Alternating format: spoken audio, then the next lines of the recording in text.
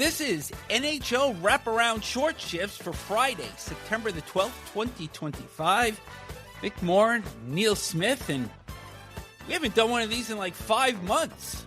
So Short Shifts comes out of the mothballs. Yeah, it's been a long time since Short Shifts. Well, there's a lot of NHL news that is taking place over the past couple of days. Thought that this was kind of a good time to get everybody up to date with some of these items heading into the weekend. Training camps will open next week. Rookies are already in camp. But we start with news that came down on Thursday that 5 former players on the 2018 Canada World Junior team that were acquitted in the London, Ontario sexual misconduct trial will now be permitted to return to the NHL on December 1st, but 4 of these players can sign with any team effective October 15th. So the 5 players, center Dylan Dubé, defenseman Cal Foote, goaltender Carter Hart, and center Michael McLeod, are unrestricted free agents. Alex Formenton, who has not played in the NHL since 21-22, is a restricted free agent playing in the Swiss League, so his situation in terms of a potential return to the NHL is a bit more murky. But there's a pretty significant piece to this, Neil, that although these players were acquitted on July the 24th, you can't unhear the testimony that took place. And even though all of these players have expressed remorse about their actions following this event in 2018, who's going to take a chance on signing these players, giving potential backlash that could be received by these clubs? Yeah, that is the real question as to what management will take that chance of not getting backlash from their fan base and fan bases around the league. Because, as you said, Vic, they were acquitted of the charges that were brought against them, but it's not to say that they didn't do anything wrong. I mean, what we heard and what we read, there was definitely wrongdoing in there, but it didn't rise to the level of them being convicted of any crime. So it will be interesting to see who would give these guys the opportunity to come into their organization and play there. The NHL can't keep these guys from seeking employment in their league. That would be wrong if they said, no, you're not allowed in the league, even though you didn't get, you were not convicted of anything, but we're still not going to let you back in. I'm sure there'd be lawsuits left and right. So now it's up to the individual clubs, 32 clubs out there. These 4 players, as you said, because Formenton really isn't an NHL player. He's playing in the Swiss League. But these 4 players have the opportunity now to go and try to play for any one of the 32 teams that will have them. What the question is which team will step up and want them? The alleged crimes were committed in Canada. Is there any advantage one way or the other of perhaps whether any or all of these players would sign in the States or in Canada? It would just all be personal thing to the players, whether they didn't want to play in Canada, let's say, because the experience they found so distasteful or whatever, of going through the courts and this thing dragging on so long in their minds.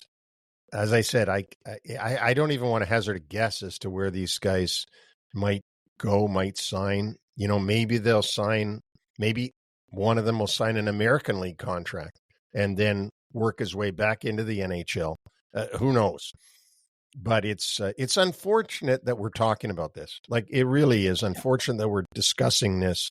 And hopefully it's a lesson to players coming up the ladder that, keep yourself in check. Don't let yourself run away on yourself. We've all done stupid things in our life, but don't let yourself raise your level of wrongdoing to this level, because it's going to come back to bite you. Again, the date of October 15th is the one that will be earmarked to see if these players sign back with an NHL club. Other news, Kirill Kaprizov, the Minnesota Wild, has reportedly turned down an 8-year, $16 million per season. That's $128 million in total. Contract offer from the Wild would have been the highest contract in league history. This is according to NHL insider Frank Saravelli. However, general manager Bill Guerin denies that Kaprizov turned down an offer and that the parties are still continuing to work through things. And Guerin also adds that this report did not come from Kaprizov's agent, Paul Theophanos. So, in an instance like this, Neil, is this one of these where there's smoke, there's fire, or could this report just be flat out erroneous? All of the above. It could be just completely BS, or there could be something to it. But if he's been offered that, let's start with that. If that has been the offer, it is hard for me to believe that he would turn it down and seek more than that when the highest paid player in the league right now is Leon Draisaitl, who's going to start his first year of an 8-year deal at $14 million a year. And, of course, he's just on top of Mitch Marner, who's starting his first year of a 8-year deal with Vegas, paying him $12 million a year. So, I mean, we've just got to wait on this and see what happens. There's a lot of stuff also that comes out of Russia that's BS. Where the sources in Russia say things and it's not even true. So we've just got to wait and see. Well, the specific to what you're saying there is that a Russian report is saying that Kaprizov has been asked for a list of teams that he would accept a trade to. But, of course, that is being questioned also. But I think the bigger piece to this is let's put the stats into some sort of perspective. You mentioned Draisaitl, you mentioned Marner. Draisaitl getting 14, Marner getting 12. So Kaprizov is in the final season of a 5-year deal, paying him $9 million a year. Only played in 41 games last season due to injury, but did score 25 goals. And, even a math whiz like me can figure out that projects to 50. He has scored at least 40 goals 3 times in his 5 NHL seasons. His career bests were in 21-22, where he scored 47 goals, 61 assists, 108 points. He has been a plus player in all 5 of his seasons, cumulative plus 71. But I think now if we start to look at some of the ripple effect here, that if Kaprizov doesn't sign, look at this class that is coming out as potential UFAs. July 1st of 2026, Connor McDavid, Jack Eichel, Kyle Connor, Adrian Kempe, and if you throw Kaprizov into the mix here, that is like the gold standard of free agency. But now, let's go back to Marner and Draisaitl. I think Kaprizov is a marvelous player. Would I rather have him on my team than Leon Draisaitl? I say no. Would I rather have him on my team than Mitch Marner? Okay, maybe. To me, $13 million is where I would be offering here. And if indeed he's turning down $16 million, there's something not right there. $16 million is actually what I thought Connor McDavid would get. I thought he would get $2 million more than Draisaitl. Not that I know anything. My numbers you should take with a grain of salt. But I never saw Kaprizov as a $16 million a year player. So, again, we're just going to have to wait. But you're right about the pending UFAs in 26. Look, just Connor McDavid himself, by himself, with nobody else. If he becomes a UFA, it's the gold seal, the gold standard of free agents. Just him by himself, because we're talking about an all-world player there. Jack Eichel, who's sort of resurrected his career from the neck injury and all the rest of the stuff that went on in Buffalo, resurrected it by winning a Stanley Cup with Vegas. Kyle Connor is a magnificent goal scorer for the Winnipeg Jets. And Adrian Kempe, Swedish player who plays for the LA Kings, is a marvelous player. Just a a great high-skilled player. So you're right. It's a great class. Just got to be patient. It's just kind of fascinating that with Minnesota finally getting out from under the Zach Parise, Ryan Suter buyouts and offering this, only to have this potentially turned down. And again, we don't know for sure. I mean, there are two sides to this, and usually the answer is somewhere in the middle, but it's just going to be fascinating to watch this play out. But while the Kaprizov thing is getting sorted out, there is news coming Friday morning about a Minnesota Wild goaltender that is signing a pro tryout contract with his former team. Yes, and that would be none other than Marc-Andre Fleury, the future Hall of Fame goaltender who had a 21-year career come to an end this year. He's 40 years old. He retired in May. His first 13 seasons in the NHL with Pittsburgh, and that, of course, was with 3 Stanley Cups to his name with the Penguins. And the Penguins announced that they're going to bring him back on a PTO so that he can play in the preseason game against Columbus and then therefore retire as a Pittsburgh Penguin. And I think that's what Marc-Andre wanted, and that's what the fans wanted, and that's what everybody wanted. And you got to think, Vic, when you look back, it's curious now in hindsight that the general manager at the time, after the Penguins' 2 Stanley Cups, it was Jim Rutherford, and he made the decision to expose Marc-Andre Fleury in the Vegas expansion draft, of which Vegas gobbled him up. And then he leads Vegas to the Stanley Cup final against the Washington Capitals that very first year with Gerard Gallant behind the bench. And then Matt Murray never ends up being the Matt Murray that he was in the 2 Stanley Cup finals to win the 2 cups. And then goaltending problems have plagued Pittsburgh for a long time. So it's all very curious, but good for Marc-Andre Fleury, good for the Penguin fans, good for Sidney Crosby and his dear friend comes back to retire in a Penguins uniform. So it's all good. It's a good story all the way around. And some other goaltending news. Alexander Georgiev, who's an unrestricted free agent, signs a 1-year deal in Buffalo for $825,000. He split the 2024-25 season between Colorado and San Jose, and he will be backup to Ukko PekkaLuukkonen in Buffalo, and Alex Lyon is also on the Sabres goaltending roster.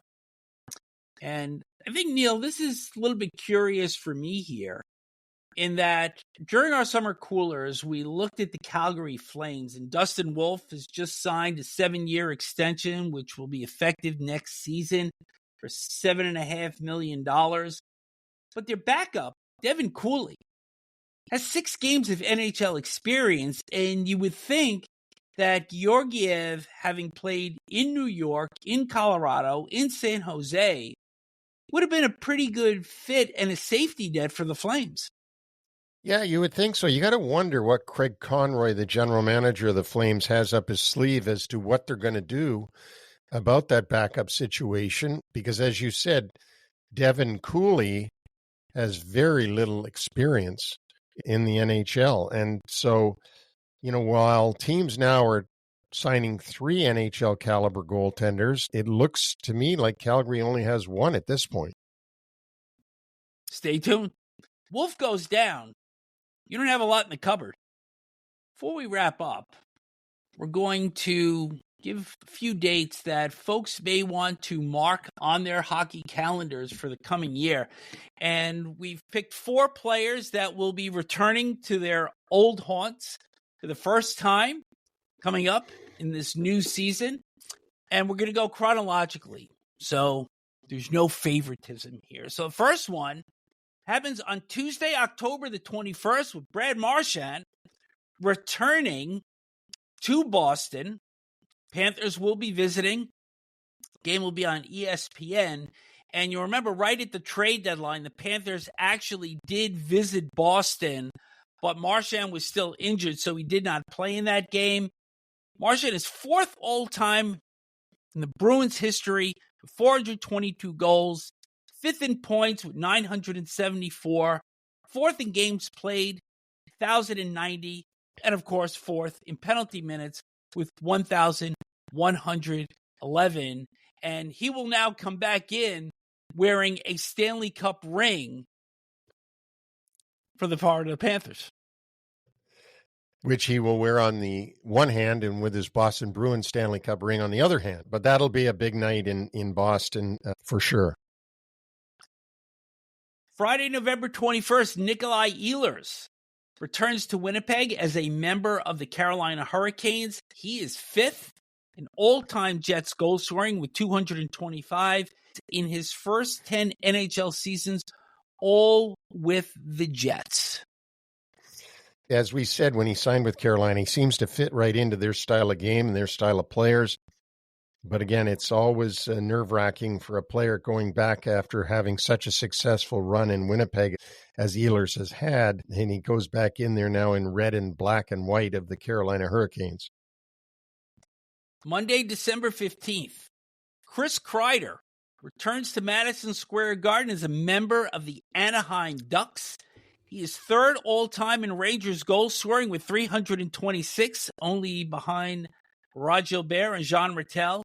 Played 883 games in 13 seasons with the Rangers. That ranks seventh on the all-time list. And, of course, Jacob Trouba comes to the Garden as well. Right. And there's a difference between Kreider and Trouba and the rest of the names you're mentioning. You've already mentioned Marchand and Ehlers, and you're going to mention one other after this. Remember that those other guys all chose to leave their teams. Marchand chose not to sign back in Boston. Ehlers chose not to sign back in Winnipeg. Kreider, it wasn't his choice, and it wasn't Trouba's choice. I know the fan reaction will be different at Madison Square Garden for Kreider than it might be for Marchand and Ehlers. I think it's a great point, and I think it's going to be a terrific reception for truly one of the great Rangers of all time. And, you know, who could forget his hat trick in Game 6 against Carolina in 2024 when it looked like the Rangers were going to be on the verge of blowing a 3-0 series lead. He rescued that series and got them into the conference finals against Florida. He sure did, and how things can change so quickly. I don't think that the fans ever were really down on Kreider. I mean, there's always a sprinkling of people in Madison Square Garden who are down on anybody at any one time. But Chris Kreider was, during his era with the New York Rangers, he certainly had a great career as a New York Ranger during that era. Our last one will take place on Friday, January 23rd, with Mitch Marner returning to Toronto as a member of the Vegas Golden Knights. He is fifth all-time in Maple Leafs points with 741, and he played the first 657 games of his NHL career with Toronto. This is a real curious piece of scheduling here, because this game is on a Friday. And the Golden Knights play in Boston the night before. So they're going to fly in, probably no skate on Friday morning. There's no big celebratory show for Hockey Night in Canada on Saturday. So I think this is a whiff here. It is, although I don't, who knows how the scheduling works. Maybe there's no other place that they could have put them in there. But it's pretty good for Marner, who's a Toronto kid. He's from Toronto, Ontario, and he gets to go back in on a Friday night. As you said, it's not normally not a Hockey Night in Canada telecast, and gets to hear the booze on a Friday night rather than hearing more booze on a Saturday night. Gets out of Dodge pretty quickly then. Yeah, that's for sure. That'll wrap up Short Shifts for today. Remember to subscribe and please support our friends at Loogaroo, LOOGAROO.co for some of their really outstanding apparel. Remember, Neil and I can be reached at Neil at NHLWraparound.com or Vic at NHLWraparound.com. Trust us, we write back, and Neil doesn't bite. I've trained him, so I think the engagement part with our listeners is always so important, and those emails are always open, and we really make it a point to reach back out very quickly. So if there's something you want to hear, a topic you want us to perhaps bring into the show, get it out there. Let us know. And subscribe. There you go. Website is undergoing its final touches. We thought we might have it out at the end of August, but now looks more like it's going to be towards the end of September. It looks great, a lot more dynamic, a lot more easy to navigate through. So we look forward to giving an official announcement as to when that will go live. And remember that our Hall of Fame edition is coming up Monday with 2023 inductee Pierre Turgeon. So we'll look forward to speaking with you then.